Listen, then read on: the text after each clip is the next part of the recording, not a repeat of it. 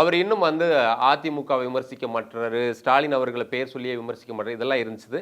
இந்த நிலையில தான் பரந்தூர் விமான நிலையத்துக்கு அந்த போராட்டத்துக்கு நேரடியா சென்று அவர் வந்து பேசினாரு. இதுவும் பெரிய ஒரு பேசு பொருளாச்சு. ஆனா அதுலயுமே அவர் வேனை விட்டு கீழே இறங்கி வரல அப்படின்ற விமர்சனங்களும் வந்துச்சுது. அதை எடுத்து அவர் வேங்கை வயலுக்கு போறதா சொன்னாரு. ஆனா அதற்குள்ள அந்த வழக்கு வந்து ஒரு தமிழக அரசு அந்த வழக்கை முடிவுக்கு கொண்டு வந்தாங்க. ஸோ இதற்கடுத்து அவர் ஜனநாயகன் படப்பிடிப்புக்கு பிஸி ஆகிட்டாரு. இந்த நிலைமையில் அவர் கோயம்புத்தூர்ல பூத் ஏஜென்ட்டுகளுக்கான பூத் கமிட்டி மாநாடு வந்து நடத்தியிருந்தாரு.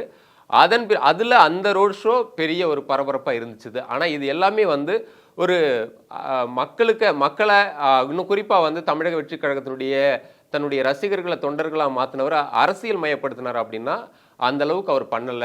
அவர் நடுவில் பண்ணது இந்த பூத் ஏஜென்ட் மாநாடு. அதுக்கு பிறகு வந்து ஜனநாயகன் படத்திற்கு ஷூட்டிங் கொடைக்கானல் போன போது மதுரையில் ஒரு ரோட் ஷோ. அதற்கு பிறகு மீண்டும் அவர் கல்வி விருது வழங்கும் விழா. இதுதான் அவர் வந்து இது எல்லாமே அவர் ரெகுலரா பண்ணக்கூடிய ஒன்றா தான் இருந்துச்சு.